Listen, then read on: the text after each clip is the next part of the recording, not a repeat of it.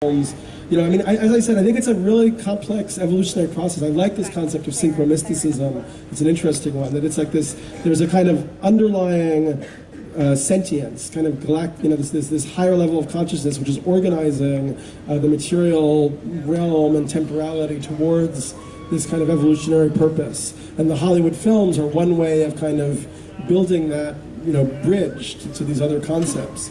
But Hoagland also has an interesting concept that, you know, maybe George Lucas and Spielberg, you know, might be Freemasons who are initiated into certain levels of knowledge, but they're actually, actually kind of intentionally distorting the messages. Because if stuff goes out into the mainstream, it gets ridiculed and sort of forgotten. It's like, you know, they just had this thing, the Indiana Jones and the Crystal Skulls, and there's stuff in that movie where I was like, wow, I mean, he's like channeling things from, you know, these cultures that are interesting, but he's doing it in such a way that you can only dismiss it as a joke, you know, as another stupid spectacle. So yeah, I don't know. As I said, I mean, I think it's an interesting question, what's going on. Hopefully time will tell. You talked about the potential symbolism of the actual date for 2012, because of all zeros and all negatives. Do you have any idea, speculation of what that might actually mean? It's beginning to seem like there are these kind of little, like, weird, like, programming snafus that are like tells or hints. I mean, another one being the whole 11/11 thing, you know, which so many people just beam into. Like every time you look at a clock for days, it'll always be 11/11. I don't really know what that's about. I think we're being told that the universe is a conceptual art piece, basically. Yeah. Have you heard about a possible false flag extraterrestrial attack and what he's talking about being built up through the movies, putting out that negative? That's a whole other hypothesis, is that the secret government is planning a staged false alien attack at one point in order to really bring the whole New Order thing to its like full, you know, glory, you know, because that would just freak out everybody and terrify them. It might happen. I don't know. You know, maybe Olympics China 2012. That could be an awesome time for like a big, you know, alien attack. You know, who knows? Maybe next week things are speeding up. What would you name it? What's that? You had a penguin. What would you name it? Santa Claus. I guess two quick ones. Have you heard anything about October 14, 2008 as a date of any significance at all? Oh yeah. And have you, as far as like the Western military interest in the Middle East being mainly around Iran, being based around what you were just saying about the particle collider that's based in that area, and like a time machine type of device that exists in Babylon, the old Babylon area. Right. As being like the actual true interest of the American interest in that. Yeah, so two questions. The first one about October 14, 2008. There's all this stuff floating around on the internet. There's going to be visible flying saucers, you know, and kind of it's going to be a positive expression. And I have no idea. I mean, a lot of this stuff on the internet comes through. People get their expectations built up. It doesn't happen. And then people look kind of stupid for passing it around. So then I wonder if maybe it's kind of disinformation also, you know. And in terms of the idea that there was some kind of Stargate or time portal that maybe Hussein was working on in Iraq, that's why we did this war at that point. Who the hell knows? I just don't know. I don't have the evidence one way or the other. I just keep having this feeling that you know, it's too stupid.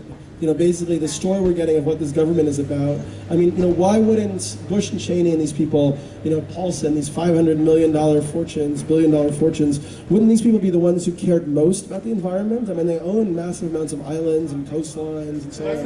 You know. Well, so maybe there is some awareness, subliminal, or in some cases conscious, that this change is coming, and that it doesn't matter on that level. But I don't.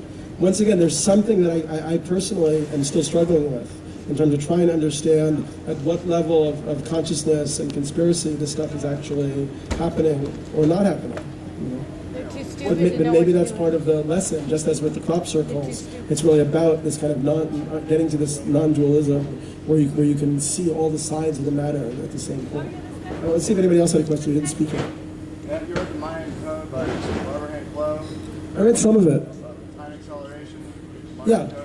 Well, that's in a lot of these ideas. And I think that we're seeing, I mean, that's Terence McKenna to Carl Johan Kalaman. That's where she took that from. that it's almost like the model of time, rather than just being a linear one, is more like a fractal, where these kind of cycles are repeating on faster and faster scales. And as I was talking on the other stage, the Mayan calendar has this sense in it of time not being just linear and progressive, but a kind of harmonic kind of weave, that these patterns recur at different scales of linear intensity or something. So, like what we're experiencing now obviously has resonance, with the Great Depression, the entry into that point. The invasion of Iraq had resonance with all of these wars in the Middle East, across thousands of years. It's almost like there's this compression happening as we move towards this threshold. But then once again, I don't want to reify that too much. I think as soon as we think we have the story figured out, we don't have the story figured out. Because God would have to be like a better movie director than Hitchcock. It would be really boring if we could figure out how the movie ends at this point, or how it begins even. We come here in the name of Coalescence. Can you assist me in understanding how your work and how entheogens are creating this new paradigm that we call? What does this mean? Coalescence. Coalesce. I hadn't really thought about that. It's a really nice word, coalescence. We're coalescing. But, I guess we're what's that? Where's the can somebody Google it for me or something? I don't know, Wikipedia. I don't know really exactly what to tell you, but it feels like it works with this festival, that there's a coalescence happening. It's kind of a harmonic. It feels less stressful, and it feels that attention is becoming, I don't know, more crystalline in a way. It feels good. I think the whole event is wonderful, actually. Explain a little bit. Covalence is Okay. grains of sand coming together. They stick together just like two pieces of glass. Okay. And we're all coming together as one. Okay, cool. We're all coming together as one. That's awesome. Great to talk to you guys.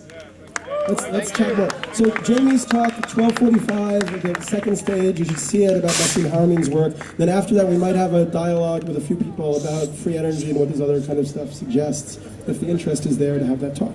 Have a great night.